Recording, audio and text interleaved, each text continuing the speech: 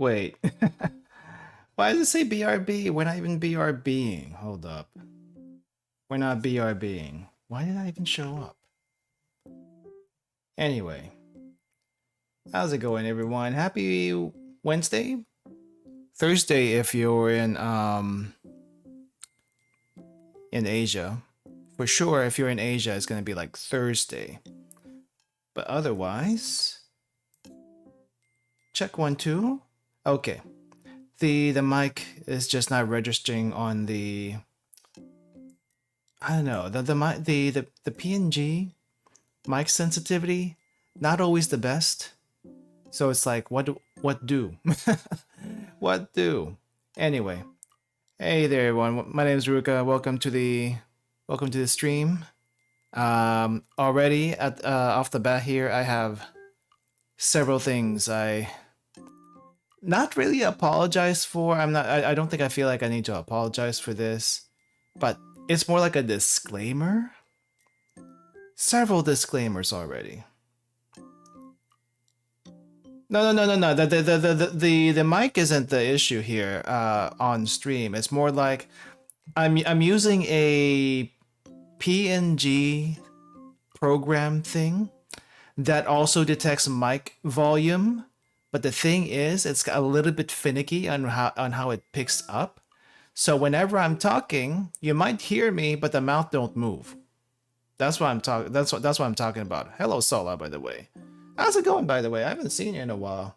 I know I was out for like a month or so, but hopefully everything's good. I know there was a con recently. I'm not sure if you were still doing the con thing, but anyway, apologies, not apologies actually. Disclaimers off the bat, and some of this I wasn't exactly ready for myself. I'm not sure if I'm sick or not.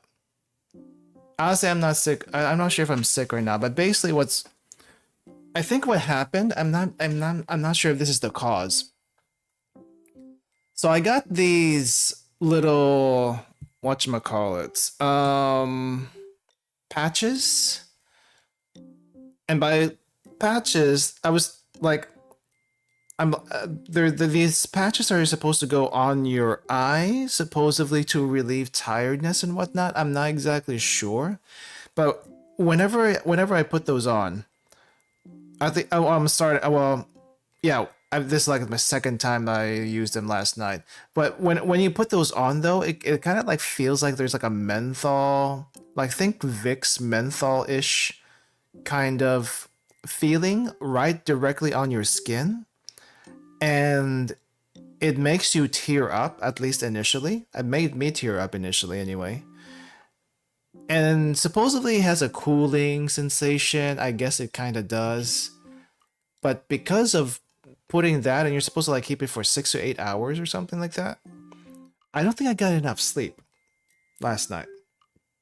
And because of that, I think my thyroids are acting up like crazy. At least the left thyroid underneath my neck or chin, wherever that big thyroid is. It like throbs, it aches. It's kind of like telling me you might be sick, and I'm like, no, I can't be sick. But I also felt like my stamina and just overall, what is that thing called? Activeness? Liveliness? Strength? Is like 50% than normal. Like I got a huge debuff after sleeping last night. Busy but trucking along. Nice. I mean, that's how it usually is. But yeah, I mean, usually if you don't get enough sleep, and this is like just truth in general, if you don't get enough sleep, you're going to be tired. And because you're tired, you're going to get some sort of debuff in the morning. Either you're not as active, you just don't feel right, you get sick easier. It really depends on you, on how your body usually reacts. In my case, I feel weaker. I'm a bit more sluggish, and I definitely don't feel up to it. And it definitely feels like I took a 50% stat debuff on whatever stats I have today. So because of that, I don't think I'll be able to stream as long as I want to today. I mean, this is probably going to be a short stream regardless. I was like I was going to aim for at least 1 hour, because we don't really have that much to taste per se. Though I also kind of planned this to be like a story time / food tasting, at least regarding to Hokkaido. And there's very few things I can say about Hokkaido because there's that, which is also part of the story. But in any case, Hokkaido was nice. Let's just say that off the bat. Hokkaido was nice. But because of what happened in Hokkaido, I can't say much about it. Nothing bad. It's just personally what happened to me but we'll get into that later. Anyway, that's one. Feeling kind of sick, but I don't think I'm sick, but the thyroid's acting up. Anyway, that's one. Two, which I'm hoping to push through, but the number one is not helping with.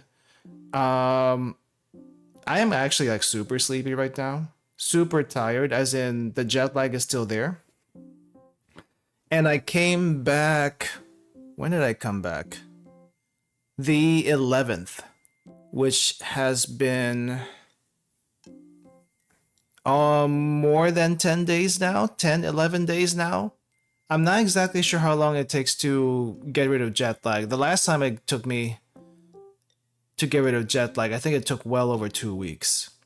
But that's for other reasons. But right now it's kind of like my sleep schedule's kind of broken up into, I'm not sure if I mentioned this. Like if I feel sleepy, I usually just take a nap because I listen to my body like that. But when you're in jet lag mode, you probably shouldn't listen to it that much, especially if it's sleeping at times when you're not supposed to be sleeping. Let's say 6 p.m., 5 p.m. Like usually if you're going to be taking a nap for any reason, probably don't take a nap close to 6 p.m. because that's kind of close to bedtime, at least for most people. And if you're in jet lag mode, you'll probably be sleeping for about 3 or 4 hours when you hit that supposedly nap time. Usually when I do nap though, it's like 1 to 2 hours solid. And that's not a problem. However, it is a problem when I fall asleep at like 6 p.m. and wake up 3 hours later at 9 p.m. only to try to go back to sleep 3 hours again later and then try to sleep through the night. It's tough. It's very tough. But I think I'm a little bit awake now because I'm actually streaming. But definitely about an hour ago, I was feeling like I could basically pass out at any moment because of that sleepiness. I think I'll be okay. But number one sure ain't helping. The number one sure ain't helping right now. So those are my two disclaimers. I wasn't sure if I had a third one. I thought I had a third one. But yes, at least two disclaimers. If I can think of a third one, we'll do a third one. But today's not supposed to be a long stream anyway. Also, it's, I think, tomorrow's Thanksgiving, isn't it? At least, you know, for people who celebrate Thanksgiving, mainly the US, you're either with your family right now already, or you're not visiting family, or you're going to be visiting family later. So if you're here right now, thank you for being here. If you don't celebrate Thanksgiving, hey, thank you for being here also. Because you don't have to be, but I'm glad that you are. Having to focus on doing things usually helps. True. Like if I was actually more active here, like what helps with jet lag when I am in Japan is you kind of have to, as a tourist or as a visitor, be up and about, go about searching for things to do, because if you don't, you're just kind of wasting your time. And because you're doing that actively, you kind of make your body adjust faster to the time zone you're in. But when you come back home, unless you live in a place that's particularly interesting, you're probably going to be staying home for the most part. And if you're one not to exercise as much like I usually am, that's another layer of things for your body to not adjust to. So if you're coming back from your trip, wherever that might be, exercise, go out. I know it's a little bit harder during the fall and winter when it gets dark super quickly, but make your body active. It'll just help you adjust faster, and I don't do that. So listen to what I say, not what I do. And yeah, just FYI. But yeah, I think the stream is going to be helping a little bit to keep me up. But yeah, I'm hoping to push through whatever this fatigue I have. I think it's fatigue, but I don't know what caused the fatigue. I'm going to blame the the eye cooling strips for now, which is it's supposed to cut fatigue, but apparently it's inducing fatigue, maybe because I'm not used to it. I'm not sure. Anyway, that's kind of where we're at right now. So apologies for all of that. Not really apologies, just FYI. Also, before we get started with the food tasting thing, I do have some Wani Kani lessons I need to go through. So we're going to go through them together really, really quickly. Do not help me, because this is for my own benefit as far as learning them. And I have some issues reading some things because it's a little bit weird on how it's supposed to be read. I don't know. Kanji's weird. Kanji's weird. There's like multiple readings for the same character, and I don't really like that. I don't really like that. It's like different pronunciations for the same word, basically. And I think that's just something I have to accept, but it's also very weird to adjust to. Anyway, we'll go through this first really quick, and then we'll actually get to the food and story bit. I do have some lessons I need to do, so let's get going. Okay. Mahjong has taught me that this means 1, so we'll say 1 for this one. Meaning down, geru. Down geru. I think this means to lower. So it's usually a verb when you got a ru at the end with a kanji. I think. 9 su. So okay, this one's a weird one. Why is it when you count with 9 with su it becomes a coconut? Kokonotsu. I think there was a joke about that in that Dagashi anime. Why is that thing? I don't know. Vocabulary reading of 3 dashes. I played way too much Mahjong to not know this. So san, 3. 9 su, meaning 9 things. Counters are evil. There's really only 2 main counters I know. And then you really have to know the time counters, because if you don't know the time counters, it gets really awkward when you try to talk to people in Japan about that. But as far as general things counters, there's su counters, and there's also ko counters. Wait, hold up. Is a thing working? Is a thing working? Oh, it kind of is, but it's not showing up like I thought it would be. Why is that? Maybe it's just not detecting very well. Anyway, you'll see what I mean once we finish this. Anyway, let's go. Let's keep going. Let's keep going. We got a lot to do. We have like 18. There's a lot. Vocabulary reading for 2. That's ni. 7 su. This is 7 things. Vocabulary reading for this sageru, which is weird because down as far as the kanji is concerned, it's supposed to be read as, what is it? Ka? Well, I guess it has 2 different readings. I still don't understand which reading you're supposed to use when, but sageru, I think, is what it is. Vocabulary meaning for this, 1 person, or alone, 1 person. We'll just go for 1 person. Meaning 3. 7 su, nanatsu. At least that's straightforward. Vocabulary meaning 2. Ichi. Though it does get weird sometimes. Ichi. Vocabulary meaning of this is power, and if you played way too many RPGs in Japanese, you'll probably recognize this. I say probably.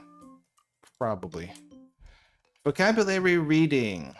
Chikara, though the way they had you learn it as a particle, it's like Riki, which is kind of weird. But we'll go with chikara here. Meaning 2 things. two things. Vocabulary reading for one, hitori. And if you need to remember this for whatever reason, one person is a lonely person. And well, there's also, what is this? Hitori bochi. Bochi-chan. Bochi. I still need to watch that anime. A nameless appears. Where? Vocabulary reading for two things. Futatsu. Futatsu. Futatsu, right? I need to learn this one. 1 and 2 are weird. 3 is also weird sometimes, but I think this one's Futatsu. Fuji-san. Vocabulary reading Fuji-san. Because all the mountains are suns for some reason. Vocabulary rating for this, Mitsu. And the weird one about this is you have to do the T twice because there's a tiny su there.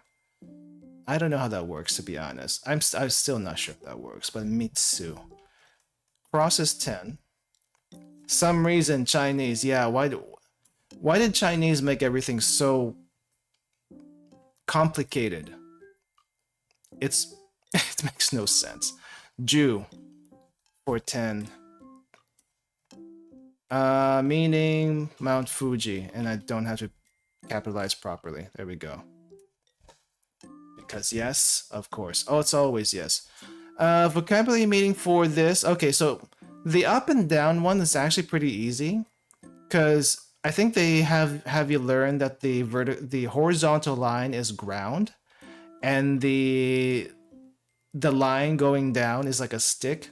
So if you think about this as stick underground, so this means down. It's weird, but it works. But it's down, under, below, downs, all those things. 3 persons, vocabulary reading, sannin. Why did we drop the me? The me, it's not mi-rin? What? I don't even know. Vocabulary meaning of this, up-geru. Up-geru, to lift. We're lifting up. We're lifting up. Reading for down, shita, which you just kind of have to remember because it makes no sense. Up-geru, so this is not uegeru, it's ageru. But where do we get the a from? Where do we get the a from? Ageru. 3 su. 3 things. 3 things. 7. You just know this from Mahjong or you don't know it at all? So, 7. Person. Person looks like this. I'm not sure why, but it looks like this. Ue. And the only reason why I know this one is from Hanamakiya, because she does the up ue. Upwe. Upwe. 3 persons, 3 meaning 3 people. 3 people. This one is, what is it, 7? Nana. Though I supposedly Sichi is the other reading for this, which I don't know when you use that, to be honest, but Nana's the one I'm familiar with. This is 9. This is up or above. Person, jin, nin, but also hito, as in human hito, I think. 9. What's 9 again? Q. With a long U. Oh, that was it. Oh, great! I'm done for now. There's more at 8, but I'll do that later. I just wanted to get that out of the way before we started. Anyway, thanks for the short thanks for sticking around for this short Japanese lessons. We're actually going to go with the actual thing that we need to do now. So, here we go. We'll start with this. And I am not sure why the thing that I wanted to... Okay, let me just close this one first. And let me see if this is going to show up. Are you going to show up or are you not going to show up? think there's Oh, I think I know what's going on here. We will.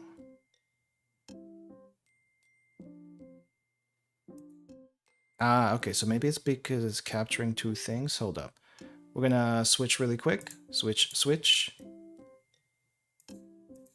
Reset. Are you gonna show up? Or do I have to reset you?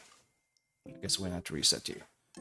I'm trying to get this one thing to show up on screen, but for some reason it's not showing up. So we are going to close that. I think.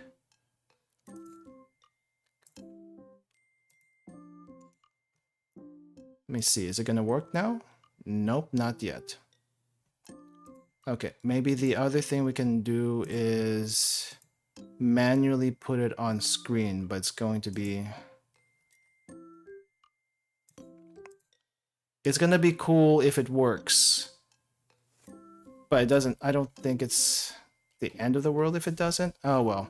Anyway, what's supposed to be happening is there's supposed to be like some live captions, oh, it kind of showed up.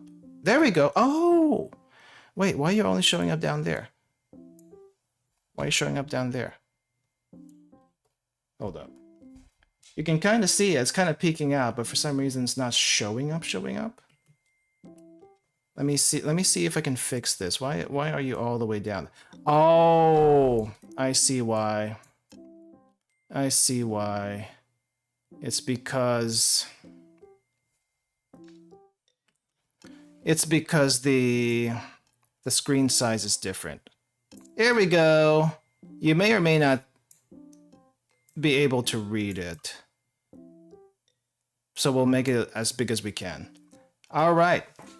So as you can probably see down there below, we do have some live English captions, which doesn't really work too well. Let's be perfectly honest. But there's also some live Japanese translations. I'm trying to do this, not necessarily for me or any, but if any, for some reason, Japanese people drop by here, which they used to at one point. I don't think they do as much anymore, but if they do, they'll at least have some translations down below because I don't really speak Japanese, but if they want to hang out, hey, sure. I'll at least try to give something for you guys there. And then the live captions, you know, probably way too fast for any English speaker to actually read, but it's there also. But yeah, I'm going to be trying this out. We'll see how that works out for the future and stuff. But yeah, so today we're going to be doing a little bit of a food taste review for some stuff that I got from Hokkaido. I got some other stuff from Hokkaido other than the ones that I'll be showing you today, but I kind of ate those as snacks just because it didn't seem like it would be that interesting to put on stream, but this one might be. Let me move over to the table so I can show you what we're doing other than, you know, the rice. The rice is a hint though on what we're going to be doing. But if you saw the thumbnail, you'll probably see all the stuff that we're going to try out, but let me just get over there. So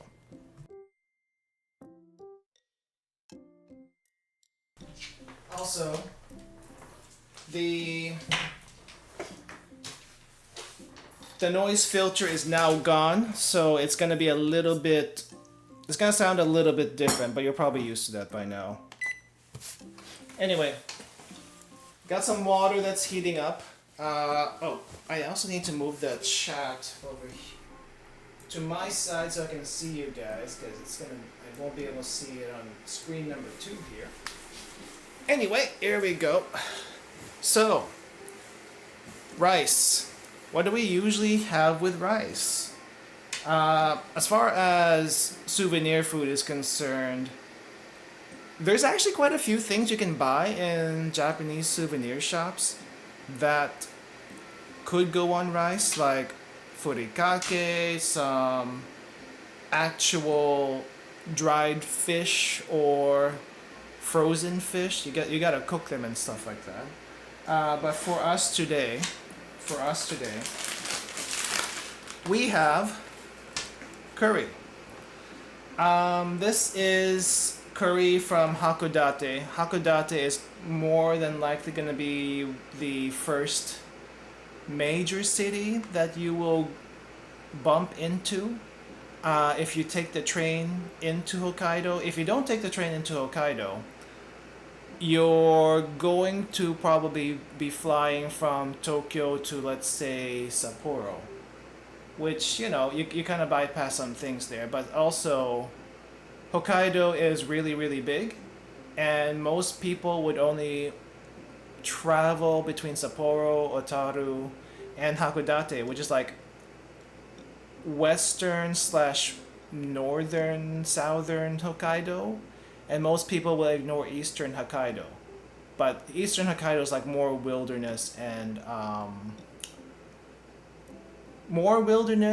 very, very rural and very, very hard to get to unless you're driving, because most trains don't go there.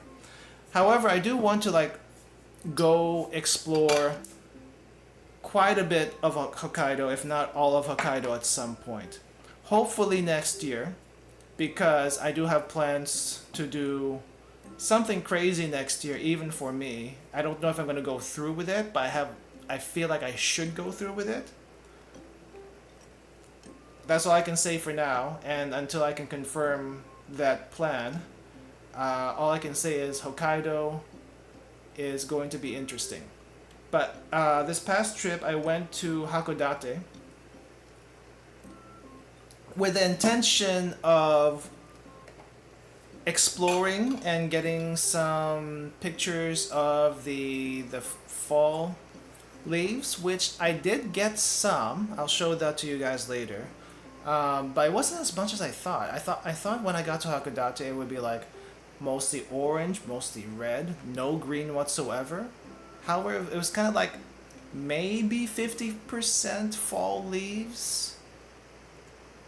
I want to say not even 50%. It's a very warm fall, everyone.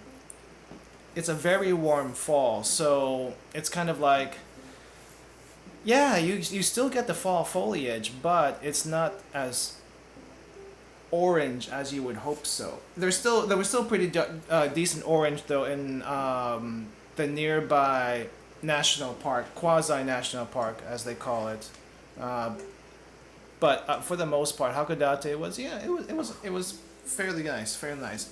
But the reason why I got this one in particular from Hakodate, this is specifically from Hakodate. It says Hakodate curry over here, right there at the bottom. Well, in the middle. Gotoken, I think Gotoken is one of their famous curry shops, but I haven't tried any food over there because, well, I didn't try the foods I wanted to try in Hakodate because I got freaking sick. I'm not sure if I mentioned this, but I got sick on my second day in Hakodate. And I was there for about 5 days total. Well, 4 nights, 5 days. And then I went back to Tokyo. And because I got sick, I didn't have as much appetite. I wasn't able to explore as much. It was just bad overall. But I did what I could. But it was really hard to do anything. I even had to stay inside the hotel room for 1 day just to recover as quickly as I can. And even after that, it wasn't quite enough. But I just can't stay in the hotel room for 2 days in a row, right? So you just kind of have to push yourself as long as you're feeling somewhat okay. And if you're sweating like crazy from walking because you're sick, then you just kind of have to deal with it for a little bit. So yeah. Remember seeing all the JP tweets of like, why is it still hot in October? That was mainly a dig in Tokyo. Hey Fangy, welcome. Fangy can attest to this one. She was also in Japan around the same time I was. She came in a little bit later, but she can attest that Tokyo is freaking hot. Or at least freaking humid. Which in turn makes it freaking hot. And because of that, walking around Tokyo even in October/November is not very pleasant. It feels like freaking summer. Yeah. The thing is, it was a mild heat. If you went there in the summer, like August or September, it would have been worse. But it was still pretty bad, even at that time. Even at that time, if you go outside of Tokyo, it doesn't matter where in Tokyo. As long as you get outside of Tokyo, it's much better. Even Kyushu, far down south in Kyushu in Yakushima, in let's say mid-October, because that's when I went, it was much cooler. Very cool. It was also very breezy in Yakushima, but that's a different story altogether. But even in a city like Fukuoka, which I went to after Yakushima, yeah, it was warm there, but it was still cooler than Tokyo, which is like, there's got to be something wrong with Tokyo. And the thing that's wrong with Tokyo is there's too much concrete and there's too much heat getting trapped in the concrete. That's the thing. Anyway, that's my dig at Tokyo, and I will keep digging at Tokyo because that's just kind of how I do it. Anyway, I'm not fond of Tokyo. Okay, let's just get that out right now. I am not fond of Tokyo. I want to stay in Tokyo for as little as possible whenever I visit. Like I do like Akiba. There's some things I like to explore over there, but I just don't. In general, I don't like staying there. But I got this in Hakodate because it's supposedly a very hot curry. However, very hot curry in Japan is questionable. Even if you get curry in Kokoichi Banya, which is like the one of the two main curry chains, the other one being Go Curry. Hot and Koko curry is actually pretty darn hot, but I want to see how hot the Hakodate curry is, even though it says very hot. This is I think it is a single serving, and I think we're gonna have to like heat a pouch. The other way to do this is microwave it at 500 watts in the microwave for 2 minutes. We're not gonna do that method. We're gonna do hot water method, and you heat it for at least 3 to 5 minutes according to this thing. So we have hot water here. I'm gonna get the hot water put out. So we're gonna, oh, okay, maybe I should put this down. Okay, don't hold that. That's actually super hot. And I hope I have enough water for this. If I don't, we are gonna do our best. Okay, I think that should be enough. Anyway, super hot, very hot, Hakodate curry from Gotoken. I don't know where Gotoken is in Hakodate. I didn't try to look for it. I was mainly interested in other places. But I found this in the souvenir shop, so I figured, hey, you know what, let's get this. I also got 6 other I got like 6 ramen, 6 seafood type ramens, like 3 crab, 3 shrimp. So I'm gonna do that in my own time. Maybe do a video on that instead, because that's a lot of ramen to go through. Anyway, if you get like a curry in a box in Japan and it's not one of those like cubes that you cook with, it's gonna be like this. And typically you either microwave these or soak them in hot water. So we're gonna soak this in hot water, and we're just gonna leave that there for at least 3 to 5 minutes. We're not even gonna time that. We're not gonna time it, because as long as it gets hot, that's really all that matters. And we have rice here already. The rice is preheated, but that was preheated like an hour ago. So it's cold now. It's cold now. That's okay. But yeah, Hakodate was interesting. I like Hakodate, if only because it's like very cool, and you're kind of like at the coast, and you're kind of like there's definitely some things to check out around there. They also I think my favorite part of Hakodate, well, a couple of things. They have this one fort over there called what is it? Goryoku, and I think that's what it's called. It's basically a pentagon-shaped fort, which is now basically a park. Let me see if I got pictures of. I have pictures.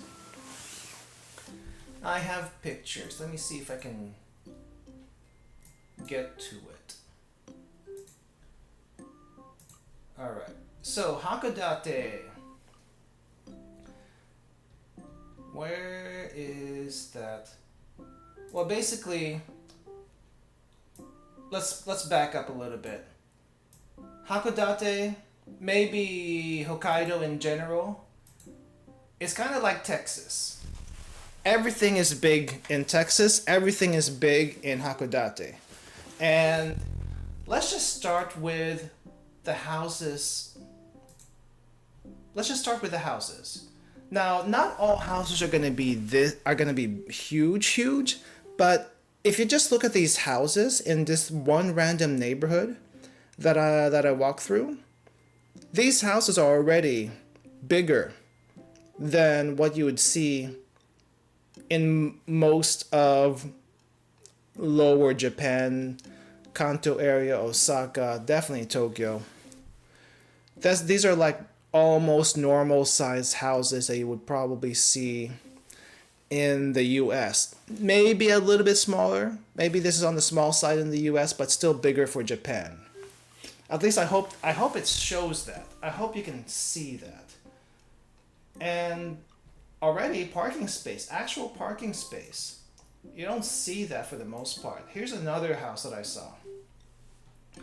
Granted, this one's at a corner. Granted, this might be a lot more expensive than most places in Hakodate, but it's gigantic. Look at that. 2 floors and a pretty decent size. That's definitely American size land right there that they put their house on.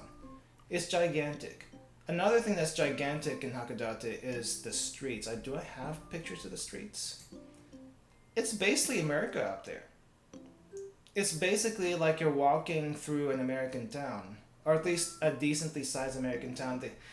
You kind of need a car. Honestly, you kind of need a car to get around on your own time over there. Yes, you can take the tram. Yes, you can take the bus. But that's also it takes time for those things to come around. And I honestly, with all the space they have over there, driving a car is probably not a bad idea. Honestly, not a bad idea to rent a car as soon as you get into Hokkaido in general. Hello workshop, welcome. We're just heating some curry and checking out some pictures in Hakodate right now. But yeah, nice place in general. Let me see, what was that fort that I was talking about? Anyway, streets, gigantic. Look at that. Gigantic. Very big streets. This looks like an American street, right? This basically looks like 3-lane street.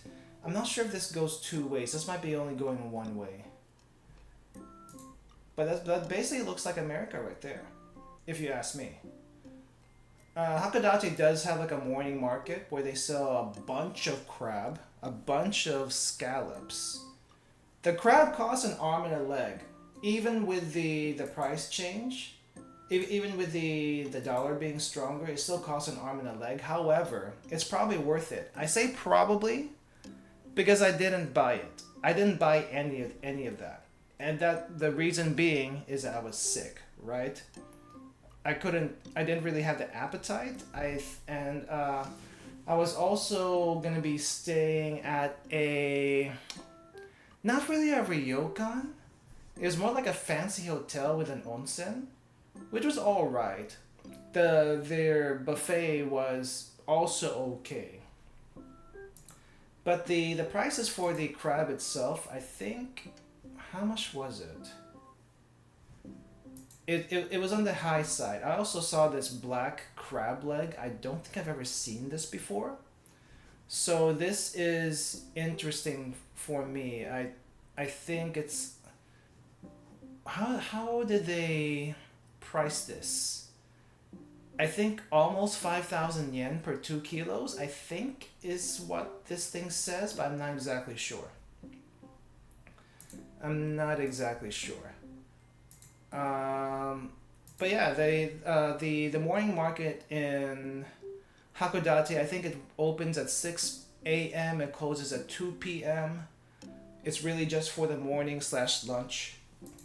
They have a donburi area for 2 legs. 5,000 for 2 legs. I that's a lot just for 2 legs. I know it's a black crab, but come on, that's a lot for just 2 legs. At least the persimmon over here is cheap. Not, well, it's one of the cheaper persimmons I've seen. 200 yen for one persimmon. I think I've seen them for about 300 in the grocery stores. The persimmon was actually pretty good. Why is it black though? I don't think I've seen a black crab before. Anyway, they have a, so this is their donburi area, basically a bunch of shops that sells rice bowls basically with seafood on top, and they can cost anywhere from 2,000 to 3,000 plus yen, especially if you add crab to that. It's going to be towards 3,000. I didn't get any of that. Instead, what I got was like a set meal, which was like two skinny but really good slices of salmon, some miso, and donburi with 3 honkin' huge scallops. Look at those scallops; they're gigantic. And for some reason, salmon eggs, ikura, is a huge thing over there. I don't understand it myself, but it's nice and salty. It helps with eating all that rice down there, that's for sure. But this was pretty good. The gigantic scallop though, add some soy sauce to that.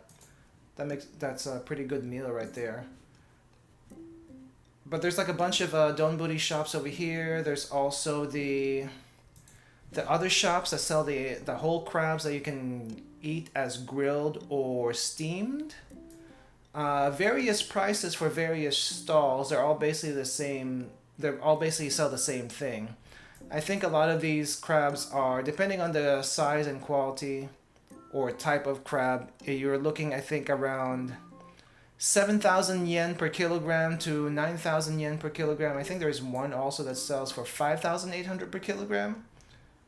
So it can, I mean, and the crabs are generally 1 to 2 kilos. I don't think they usually reach 2 kilos. I think they hit 1.5 on average, or maybe a little bit more than 1. This particular crab is 1.152 kilograms, so pretty expensive. That's just per crab? Are you sure? You think is that not just per kilogram though? I would think they price it per kilogram. Because otherwise, why would this guy be weighing the crab? It's got to be per kilogram. I know it doesn't say kilo per se, but it's got to be per kilo. 7,000 yen yori. Yori. Oh, is that yori or something? Ari. Ari? Yori. It's hard to read. It's hard to read. I think it's per kilogram. I want to say it's per kilogram. Because I mean, why would you weigh it otherwise? One animal. It's funny that they call it per animal. It's just funny. Yeah, why would you weigh it? Why would you weigh it if it's per one? I think it's per kilogram. If it's not per kilogram, then it's not clear. Otherwise, if you're just selling each crab like a set price, there's no reason to weigh it. Honestly, there's no reason to weigh it. But I think if you get one crab, you're gonna be probably busting out close to 7,000 plus yen, which with the exchange rate right now is actually pretty okay or even reasonable for the type of crabs, because you get horsehair crab or not king crab, I think it's the red crab. And there were definitely a lot of people buying that. The funny thing about Hakodate Market is, yes, you do have some foreigners over there, but not a whole lot of foreigners. And when I say foreigners, typically you get foreigners from China or Taiwan is what I've noticed. But there's also a lot of local tourists, and local tourists by I mean other Japanese in Hakodate. So they're all here doing the thing. They're all buying stuff.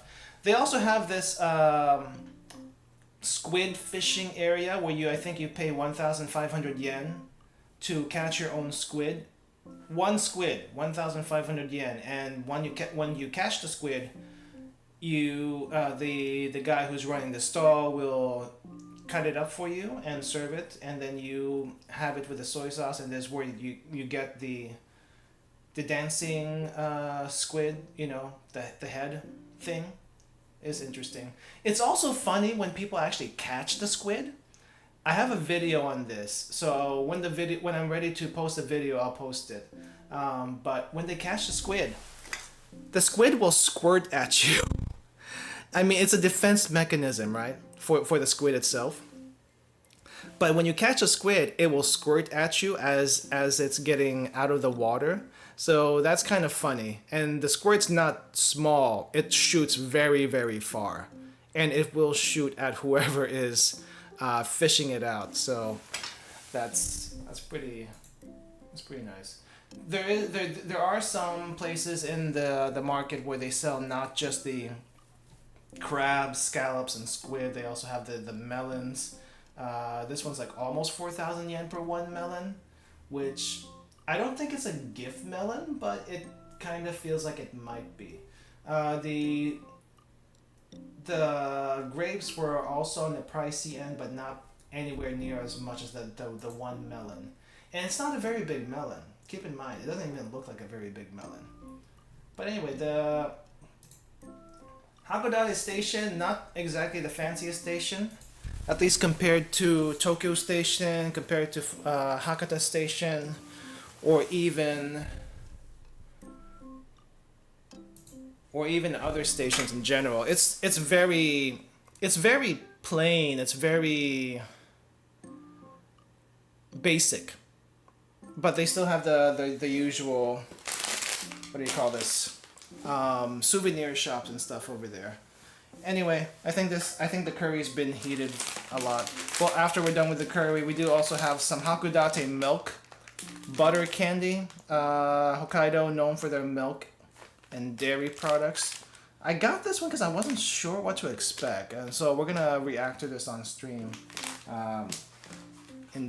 When after the curry, we also have some pure jelly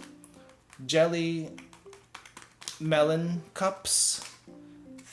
Which I'm looking forward to. This would be better if I actually refrigerated or chilled it, because jelly's always better chilled or refrigerated. But we're gonna try it room temperature because I'm an idiot that way. Anyway, so let's look at the curry facts really quick. 250 calories for the one curry. What is this? Tanpaku. I think that's protein. 8.3 grams of protein somehow in this thing, and some other stuff I can't read.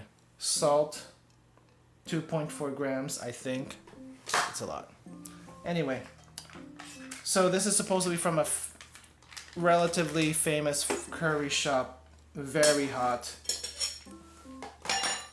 I do have other curries that we're going to be trying on stream another time. So look forward to that when we get to it. Since 1879, this particular Hakodate curry, you can't really see anything, so we're gonna pour it out. And it looks like any other curry that I have seen, for the most part. Okay, I know you can't really see it yet because my hand is blocking, but let me just squeeze all this out and then we'll get to it.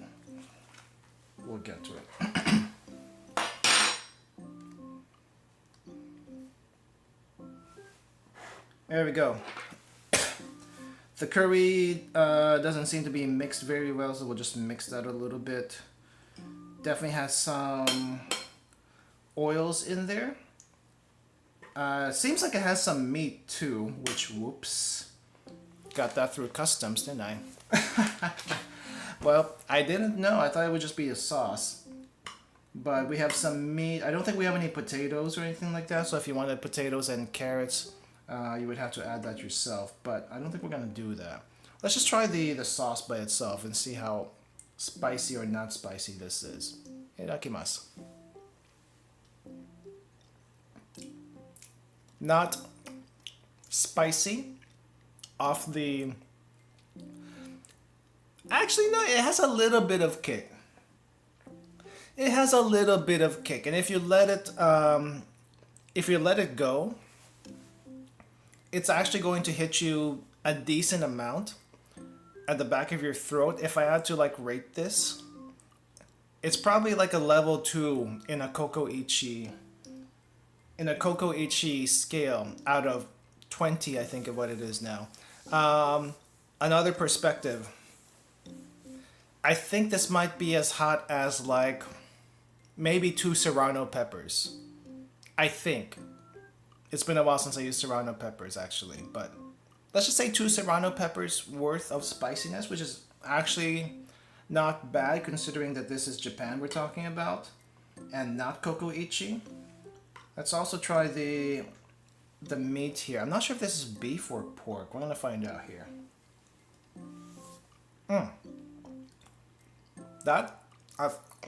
That's not pork. That is beef. But that's not even beef. That's like the beef fat, which is also really, really good.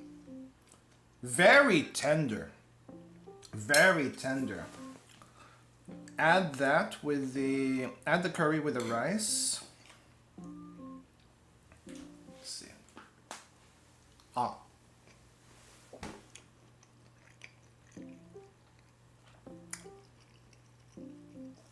It's a shame that my rice isn't fresh, because the curry is actually really good. Really good. Is it the best curry I've ever had? It's one of the better curries I've ever had, at least. Like if you compare this curry to like cocoa curry or go-go curry. Go-go curry and cocoa curry are very accessible, but I wouldn't say they're like exceptional curries. This one is pretty good. This one is pretty good. It's decently spicy. Maybe if you tone down the heat a little bit, then the flavors will come through a little bit better. But the flavor is pretty robust. Pretty robust. I'm impressed.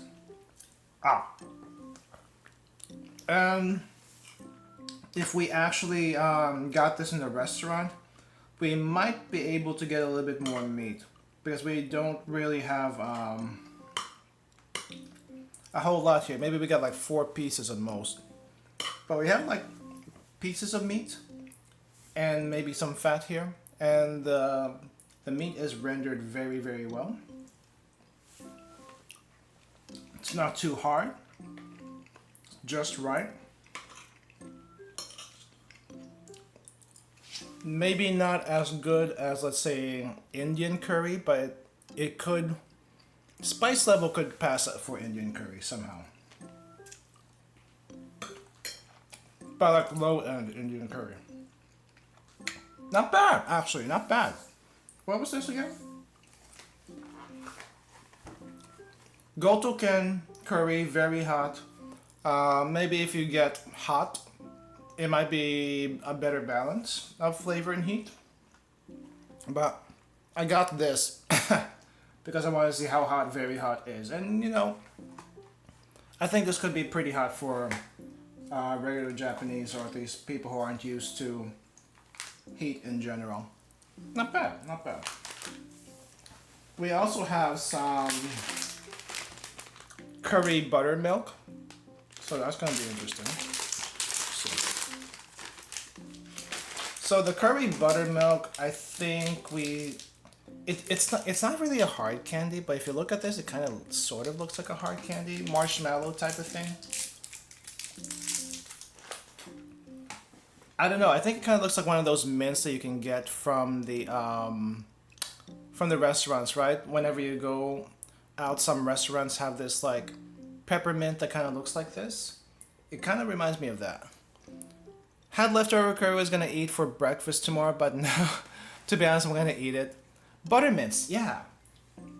I don't think this has any mint flavor at all. This is just milk and butter.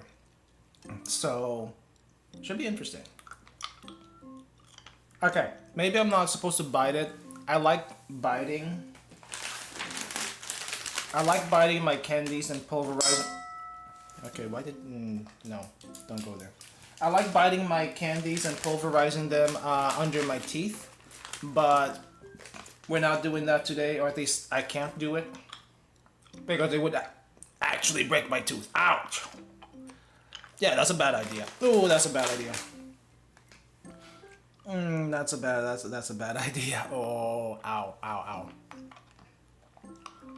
Flavor-wise, it's pretty good. I'm not really tasting the butter, though the butter might just be a component of it. It does taste milky. It does taste milky. And ow, ow. I'm chipping away at it, but I think it's also chipping away at me. Ow! See a cross section of this thing. Very solid. Very solid cross section. See it.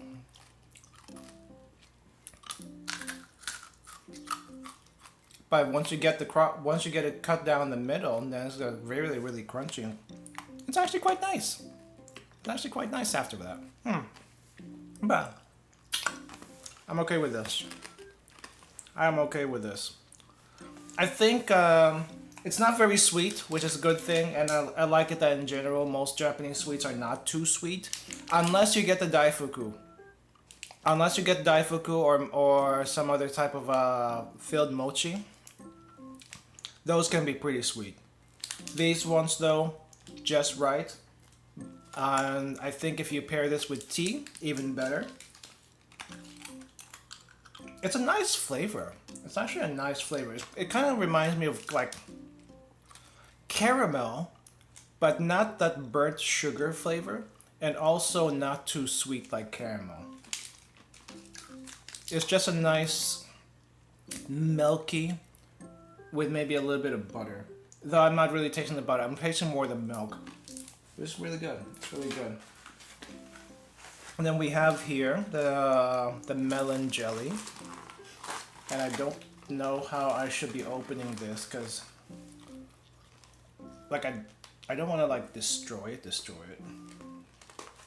But I don't think I'm going to be keeping the packaging either, so let's see. Maybe just open it from the below. There we go. So we have 1, 2, 3, 4, 5, 6, 7, 8, 9, 10, 11, 12. 12 pretty decently sized melon jelly that I probably should have at least put on ice or refrigerated ahead of time, but you know, it is what it is.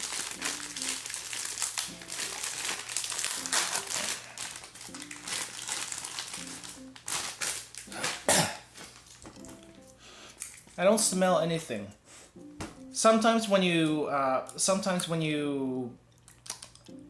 get one of these like fruit cup jelly things, you can like smell it outside of the packaging. I don't smell anything. Maybe a little bit, but not much. Not much. I hope this one's not too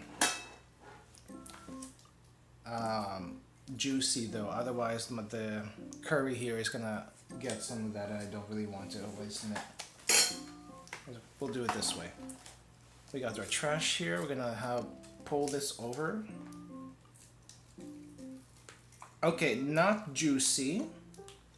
Not sure if that's a good thing or a bad thing. Usually when you get jelly cups, they're like super juicy for whatever reason. Mild mild melon smell coming from the jelly, but it actually smells like the actual fruit, like the natural fruit scent coming from this. It doesn't smell artificial, but the taste will say otherwise, so we'll find out here. Itadakimasu. Holy crap.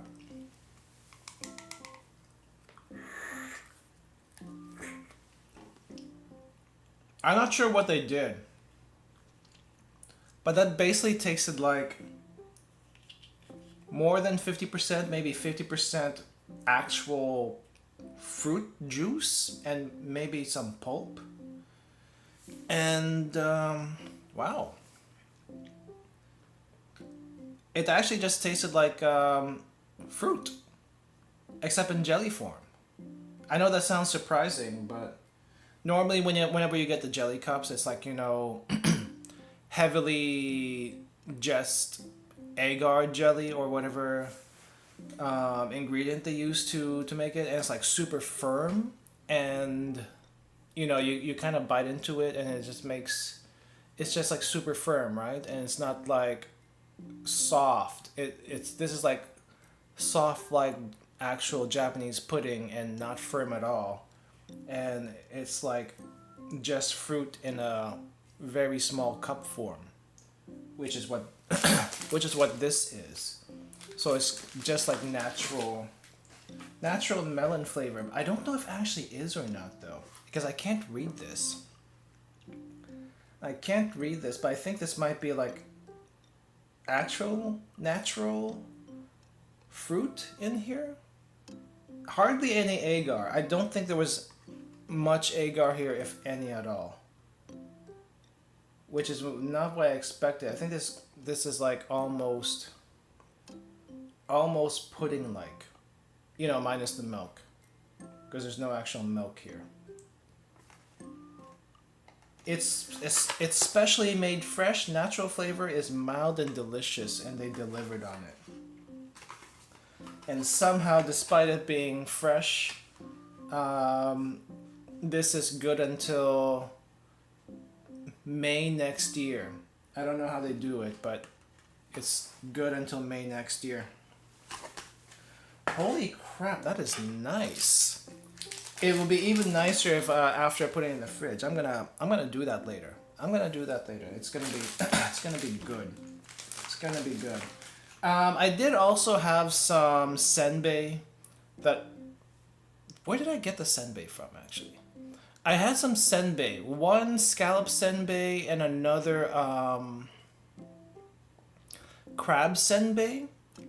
Which, I'll be honest, the crab senbei tasted okay, but I like the scallop senbei better, because it actually tastes like, you know, shellfish. And you know, if you're not into that, then that's okay. But I feel like crab is better as its actual thing, and not a flavor. You know what I mean? Like if you flavor something crab, what does it actually taste like? And the thing about crab is it's not just a flavor, it's also a texture. Like you need the crab meat to get the full crab flavor. At least for me, that's how I see it. But there was one thing interesting in the souvenir shop that I didn't get. Let me see if I can find it. Did I take a picture before or after? Oh, here's the one. Here it is. You see that? Pringles. Hokkaido only Pringles. Scallop with butter and soy sauce. I was tempted to get this, but I didn't. Because I wasn't sure if it was going to be legit, which it probably would have been legit. But the other thing is I would have to put it in the luggage, and chips in luggage, especially in box form, I don't know if it would have survived. But from what I can tell here, Um, yeah, I think you like get 3 packs of chips in a box or something like that, and this is like scallop flavored. And I think it would have been actually really nice to try, or at least good to try. Honestly surprised how well the Ruffles and Voodoo chips survived the plane ice. Really? I would have thought the Voodoo chips would have been crushed, just because there's not a whole lot of air in those bags. There's not a whole lot of air in some of the chip bags in general. But they in Hokkaido though they sold the Pringles with the scallops. They also have some crab senbei, and they have several different crab senbei types. Some in bigger packaging, some in smaller packaging. I had the smaller packaging. They also have corn senbei.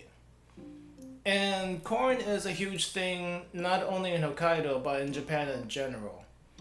I don't understand it, but hey, you know what? Good on them. Good on them.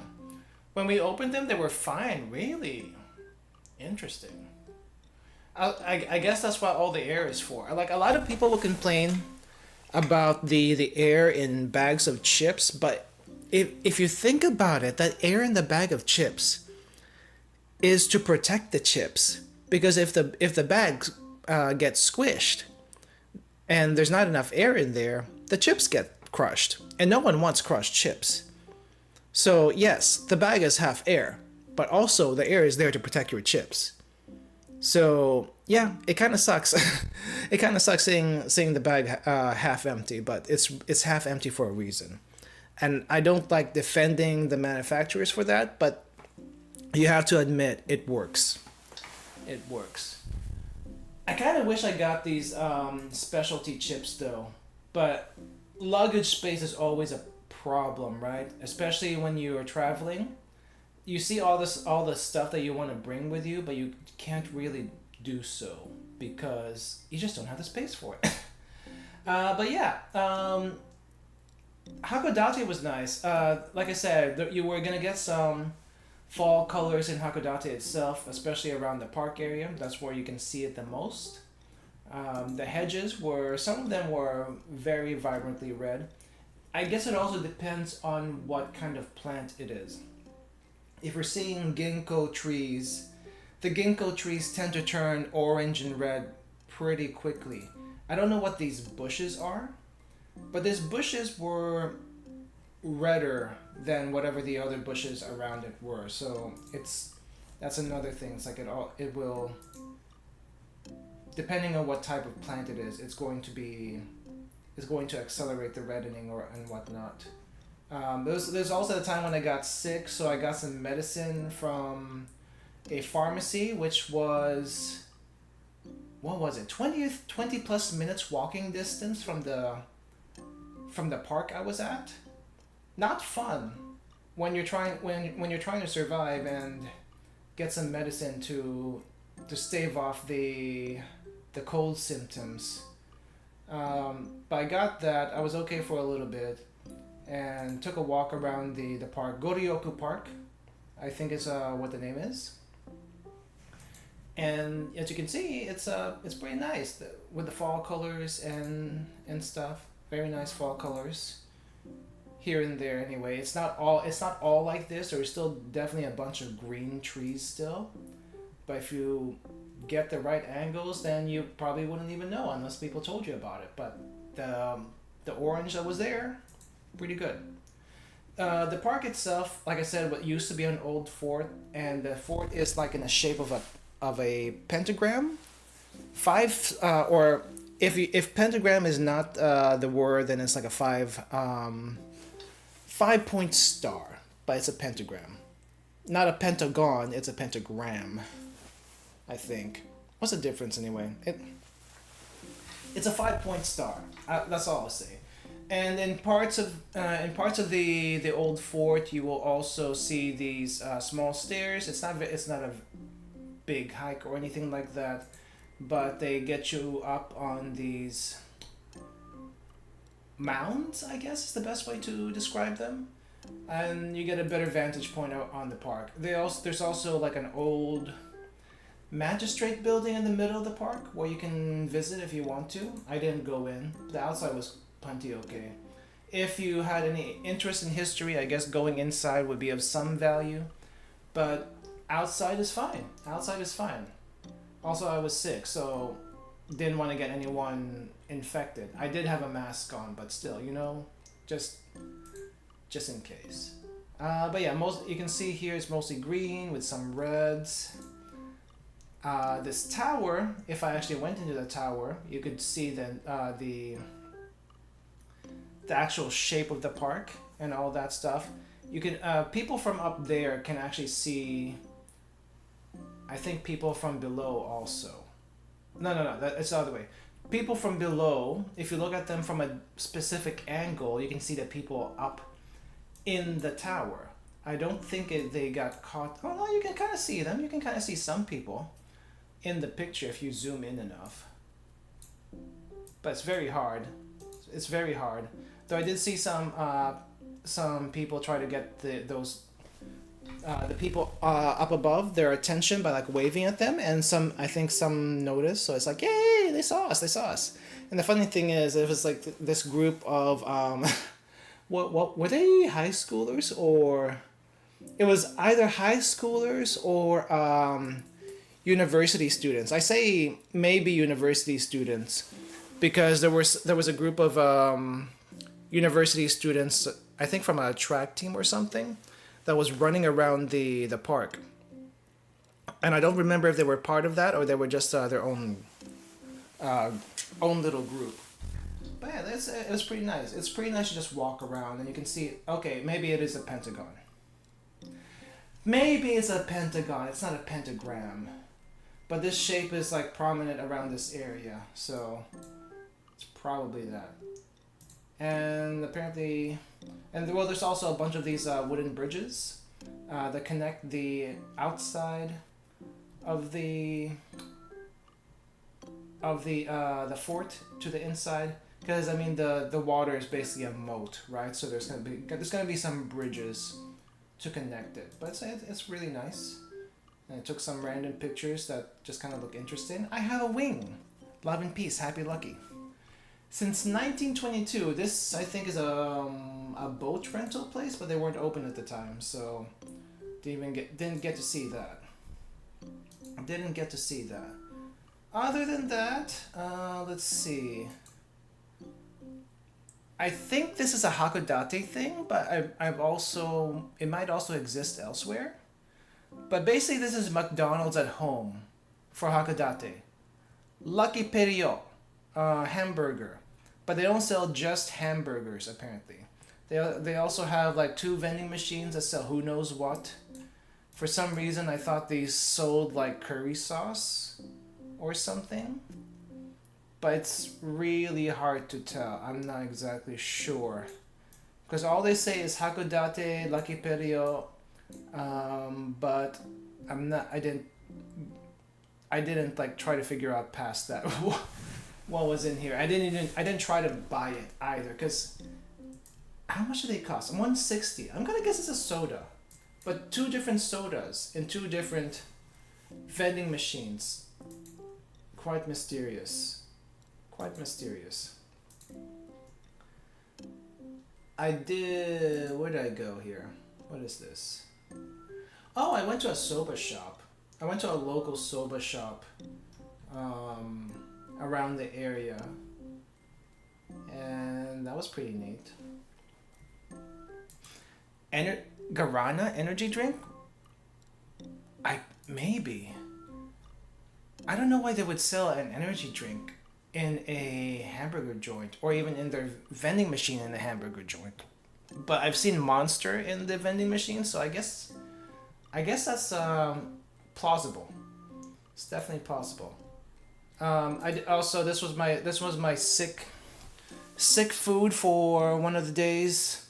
Some persimmon, supposedly I think is good for sick people. I don't know how, but I got it anyway. Fruit is good. Lightly sweet, not overly sweet.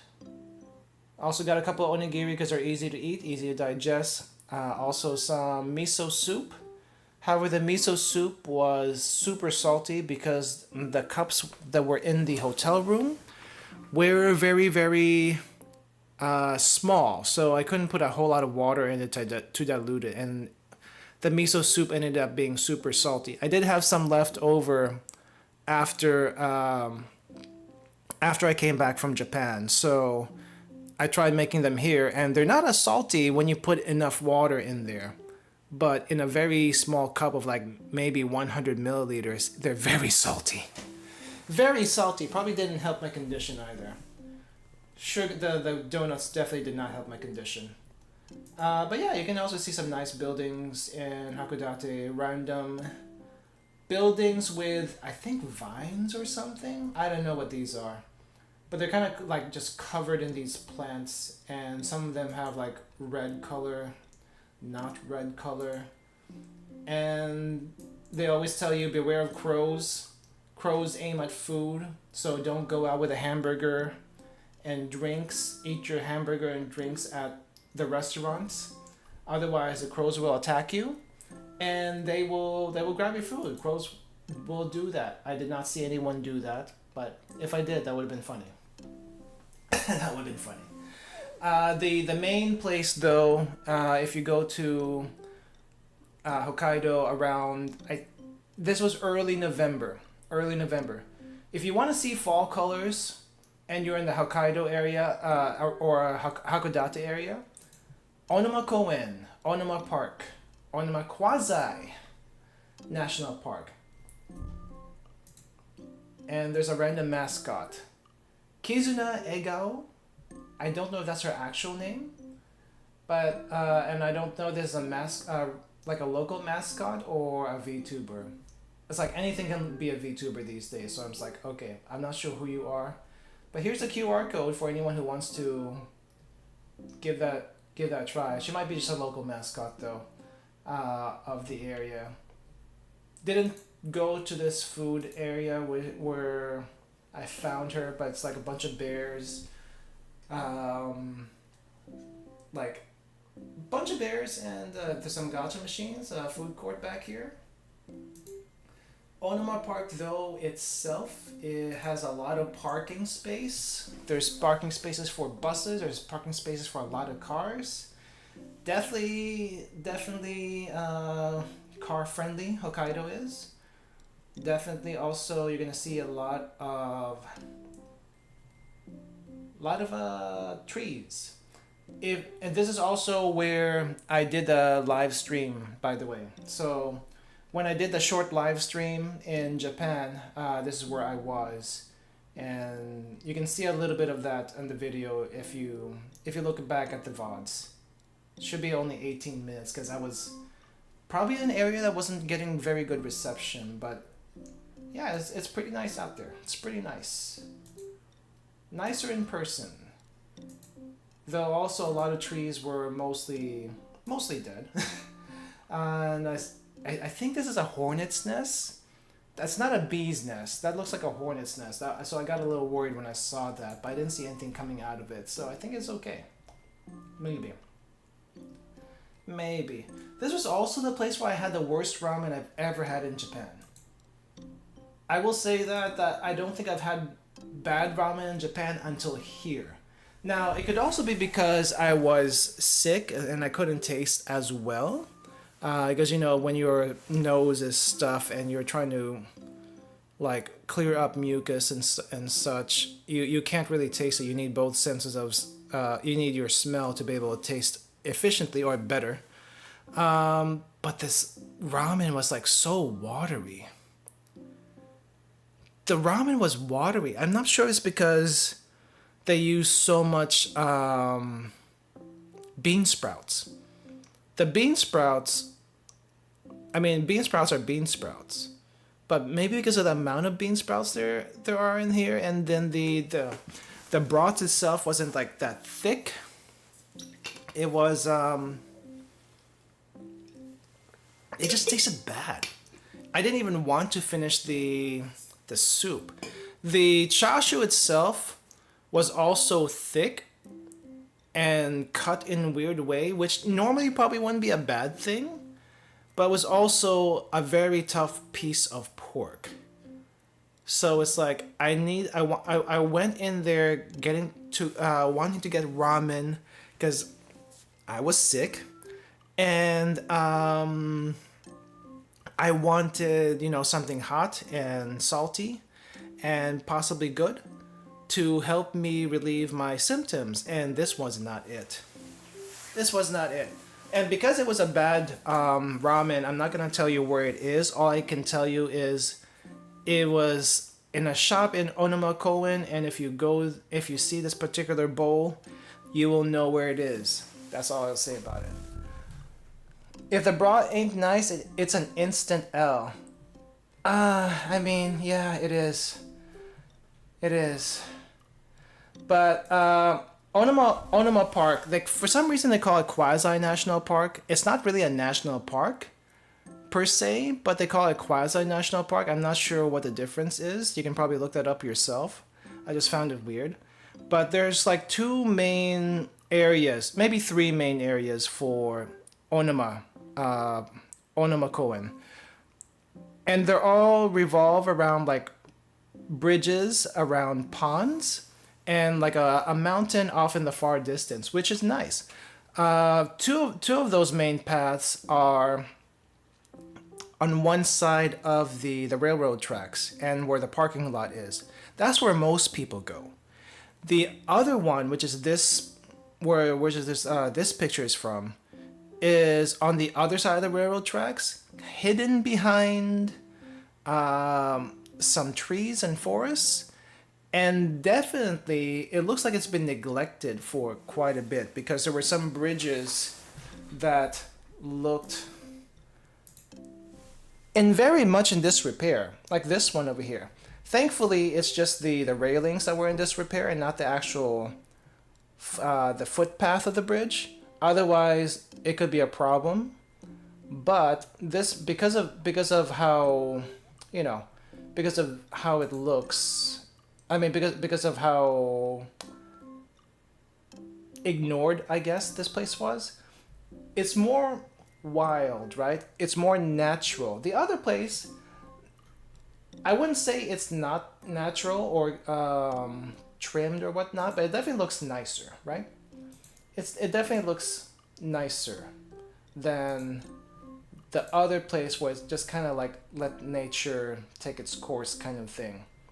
But you know, you might actually prefer that. Though there are some paths that's kind of like if you go one path, you might get lost, and you might actually run into the actual forest. And this place kind of reminds me of like a horror game with just a random bench in the middle of a rest stop. So it's like, what's up with that? I don't know. And then also the broken bridges sure don't help. Like that bridge is broken. This bridge is kind of broken. But it's nice otherwise to check it out. And then of course you get these bridges where it's like very curved and kind of weird to walk on, but they're all mostly like that. They are mostly like that. The pictures are also out of order because Google does not like to sort them very well. So yeah. Anyway, that's the nature in what do you call this? In Hakodate. But I also got some really nice ramen in one part of Hakodate. Not really Hakodate. It was more like a nearby town called Yunagawa. I think it's Yunagawa. But there's a nice ramen shop over there. They sell mostly shio ramen, salt ramen, and thin noodles. The chashu, pretty nice. I only got a basic bowl, but it was nice. It was a nice light broth. I think you can also get a heavier broth, but I wanted something light because I was still kind of sick. I was getting better, but also kind of sick. Buffet food was okay. It wasn't as good as I thought it was. The scallops here were pretty darn good though. The scallops are pretty darn good. And I know this looks like a really, really sad plate of crab, but that's all I could eat for that night because I didn't have enough appetite because, you know, still sick. So I ate what I could. The crab was cold because it was on ice, so I wasn't fond of that. And also, it was super salty, but I also didn't realize that they had like a dip that you could maybe tame the salt a little bit from the crab. I think these are just regular snow crab legs. I thought they would have like king crab legs, which they didn't. Now this one though, I have no idea what the heck this is. This is some sort of tiny lobster, but this tiny shrimp slash lobster has like green eggs underneath, and I don't know exactly what crustacean has green eggs. But the green eggs were like pleasantly salty, like you would expect roe to be. I just wasn't sure how to deal with this one because it was like not even steamed. I think it was raw ish. It was definitely dead, but it was raw, not steamed at all. So you just kind of like peel the head and then also peel the tail, and the tail reminded me of like lobster because of how thick and hard it was. So I'm thinking it's like lobster related, but it doesn't look like a lobster. So I don't know what kind of crustacean this is. And normally I would eat stuff from the head, but if it's raw, it's not something I normally do. The tail was really sweet though. Super sweet, super meaty. Probably should have gotten another one for science, but oh well. Oh well. That's not even Hakodate anymore.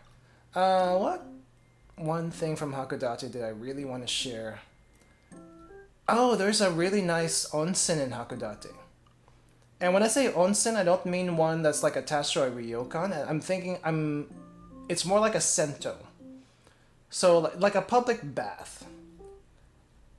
I definitely cannot show you anything from the inside of the public bath because I didn't take pictures, and two, you're not supposed to take pictures. It's a very local place that I found, and I gotta say, it is the most rustic and definitely I don't know if filthy is the right word. I know it sounds bad. But I don't know if filthy is the right word, but it looks very worn down. I know I took a picture of the outside, so I'm trying to look for the picture of the outside. But not. I didn't take the picture of the outside I wanted to show people. Where the heck is it? Do I not have it? Oh, it's probably all the way in the back over here. It's probably all the way over here, because this thing is out of order. Yeah, it's over here. It's over here. So this is called, I think, Yachigara Onsen. And this is on one end of Hakodate. Like if you take one of the tram lines all the way to the end to Yachigara Onsen, this is where this is not where you end up, but this is like 5-10 minutes away from the tram stop. And it's a gigantic area. Well, the parking space is gigantic. As you can see, there's a lot of people that drive here and just take a bath.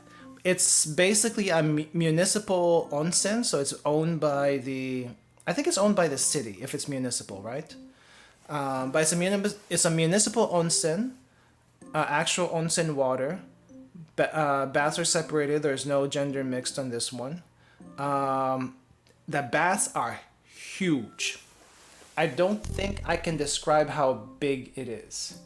It's basically, think of a basketball court. It's probably as big as that, if not a little bit bigger. That's how big the bath area was. And in the bath area, there's like three bath pools. And they also have one outdoor bath and one cold bath that's separate from the bath in the inside. But basically what you do is you go into this place, you take off your shoes before you actually step on the actual floor, and you put your shoes in the locker, and then you go to a vending machine. The vending machine is where you get your admission ticket from, because you have to pay for that.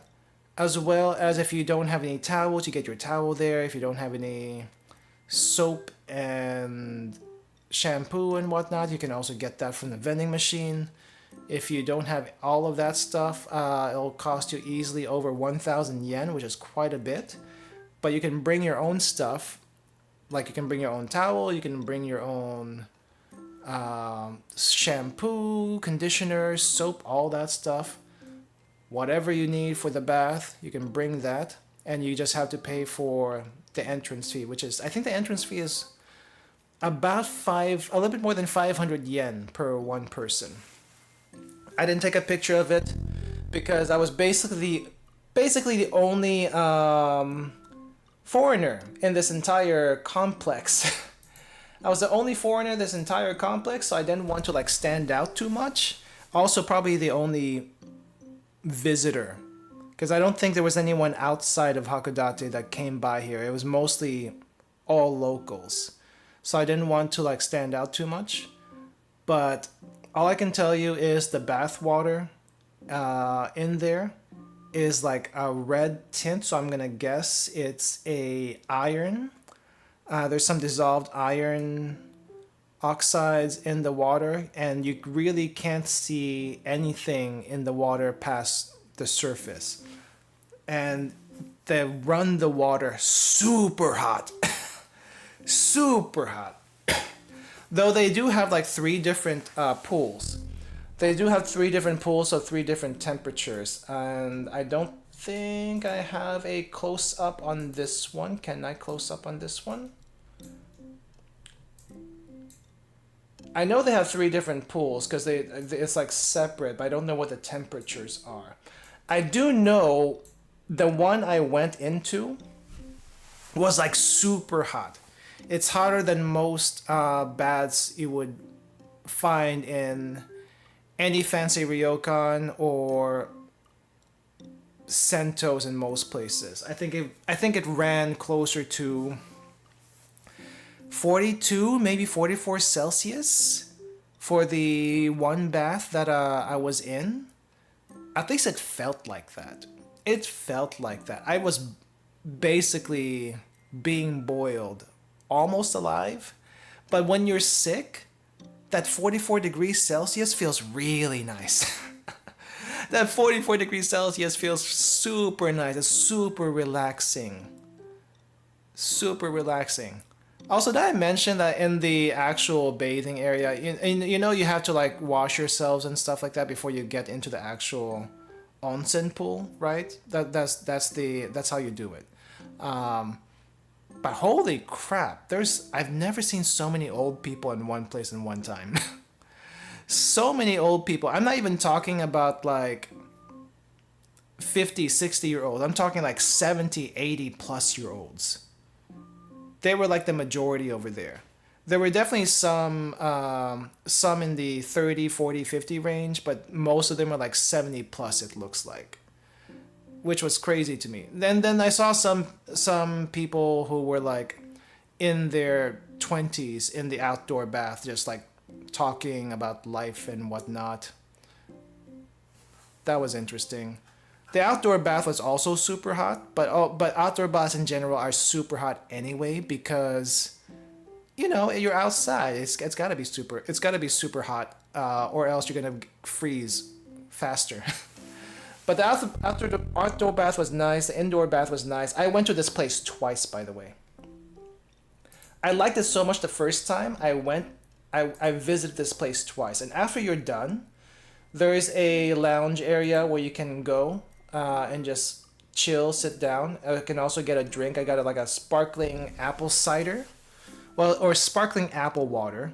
You can also there's also Yakult and a bunch of milk drinks. They don't actually have the milk bottles like you see in most onsen, but you do see sodas. You do see the Yakult products. So you can get that. They also have an eating area at the bottom floor, so it's a 2-floor place. The bottom floor is where the reception and shoe lockers are. The second floor is where the cooling lounge, relaxation lounge is, as well as the bathing areas. But yeah, the first floor also had like a cafeteria kind of thing, but the time I went there, it was closed. The first time anyway. The second time, it was actually open, but I really didn't feel like eating anything at the time, which was a shame because I really, really wanted to try it. And it's gonna be me when I'm old. I'm just gonna live in the hot spring. Yeah, honestly, I can see why people do that. I think this was the first trip that I went into so many baths. Like I think throughout the 22 days, I was in a bath basically for half the time. If it wasn't because of the place that I reserved actually had a Sento, it was also because the place, the town has a Sento. So like at least half the time in Japan for this trip, I was in a Sento somewhere. But this is like super super super rustic local Sento, and I loved it. I love this place.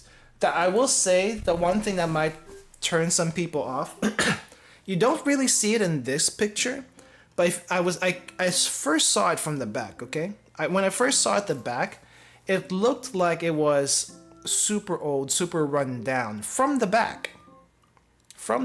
Because it had that wear and tear from the outside, which, you know, it for most people, for some people, especially coming from the West, it might seem a little bit sketchy, or, you know, is this place really okay, kind of thing. But once you actually get in, it is still super old. It is still super old. It's also super aged, but it was decently well maintained, at least for the most part. I say for the most part because when you actually get into the bath itself, steam everywhere, right? Steam everywhere because of how hot the waters are, and everyone's bathing, and you know that's just kind of how it is. It's also open for 24 hours, by the way. The bath is open for 24 hours. They only close for 1 day a month to clean. Think about that. And because of that, what happens if you run a bath for 24 hours? You get gigantic mildew on the roof, or at least, you know, whatever you on the ceiling. You get gigantic mildew on the ceiling of the Sento. And the saving grace for that ceiling is, how tall was that ceiling? It was very tall. Like if the Sento is as big as a basketball court, maybe 2 basketball courts wide, let's just say the ceiling was, I don't know, maybe about 30 feet high? It seemed like it was 30 feet high, if not higher. But the collection of mildew on that ceiling reminded me on how local the place is and how well used the place is. But even with that, it was like, wow, this is a really nice place. This is a really nice place to just hang out at the end of the day. And it doesn't matter that you have to drive all the way here just to experience that, right? It also doesn't matter that you have to take the tram all the way to the end of the line and then walk 10 minutes to get to the place just to get there. It also doesn't matter that you can't read the vending machine because it's all in Japanese. I had to pull out Google Lens to help me read it because I just could not think at the time. So Google Lens helped me figure out what the heck was on the vending machine because there's no English on it whatsoever. Though there were some English around the food menu for some reason, but there's no English on the actual. This is like the admission. This is the towels and that stuff. They didn't have any of that. I don't. But then again, it's a local place. It's a very local place, and it's the best sento, best onsen I have ever been in, and I want to go back. I want to go back. I don't enjoy walking around Hakodate. I really don't because it's so huge. But I don't mind visiting Hakodate. It's just a nice chill town. Not literally, though it was on the last day I was there because it was super windy and it was actually getting cold. But it's a nice place to visit. If you ever have a chance to go to Hakodate, it doesn't matter what season it is. Visit Yachigata Onsen. Go to the end of that tram line. Visit the onsen. Get into that water. Tell me how it feels. Because holy crap, that was the best onsen I've ever had. I wish I could like get some footage or pictures from there, but of course you can't do that. Too many naked people. Too many naked people. So, but it's nice. It's super nice. Yeah, anyway. This was less about the food and more like Hakodate stuff and stuff like that. But food itself, good. I'm gonna chill those melon jellies and see how they are once they're actually chilled down. The butter, the milk butter cream candy, that was actually also really good. Curry is surprisingly good. I wasn't expecting much from it, but it was actually surprisingly good. But more than that, I really like this onsen. I really like visiting this onsen. This is the best onsen I've ever been at. Are there better? Probably. But the ones I've visited, this is the best one. High recommendations if you're ever in that. If ever you're in that area, high recommendations. Yeah, just be prepared for the really hot water. I mean, there's three temperatures, right? There's three temperatures. Probably one of them's 44, 42. There was one pool that had a lot of bubbles coming from it, and I thought that was a super hot one. And then I noticed there were some kids in it. It's like, kids, are you okay? And when I say kids, I'm talking like 3, 4, or 5. Right? 3 or 4 or 5-year-olds. So I mean, I went in there just expecting like super hot water because it was like bubbling, but it was actually just like a water jet bath kind of thing, or at least it was like just bubbles coming out from the middle so they can massage your feet or something like that. And the water was probably closer to 38. It felt on the lower side of 40, so I'm thinking 38. So they probably have a 38, they probably have a 40, and then one above 40 as far as those three pools are concerned. And of course the outdoor bath is hotter than 40 because it has to be. But that was nice. It's a really nice place. It's a really nice place. Also, I think the water's supposed to be slightly acidic. I couldn't tell. But if it was slightly acidic, it probably would help with some skin ailments. Just saying. Just saying. Hot water in general, very good. But hot water with minerals, even better. That's the onsen story. One of two onsen stories. I have another onsen story I'll tell you guys another time. It's less interesting, but the circumstances in that onsen, in the other onsen story, is yeah. I have to think twice about that one. Anyway, that's gonna do it for me tonight. Thank you all for coming. Thank you for listening and checking out the food and checking out some pictures. I'm still working on the first video for the vlog channel. I haven't been able to record because still fighting the jet lag. But hopefully, eventually, once I get over that, I can start recording, get some stuff put together, and then I'll let you guys know when that first video is done. Hopefully by next week, but still fighting the jet lag after more than 1 week. But yeah, that's gonna do it for me, guys. Thank you all for coming again. Have a good rest of your day. If you celebrate Thanksgiving, happy Thanksgiving. If you don't, see you next time, which is gonna be in 2 days. I'm gonna be streaming again in 2 days, which is just chill mahjong stream. So, all right, everyone. See you later. Bye bye.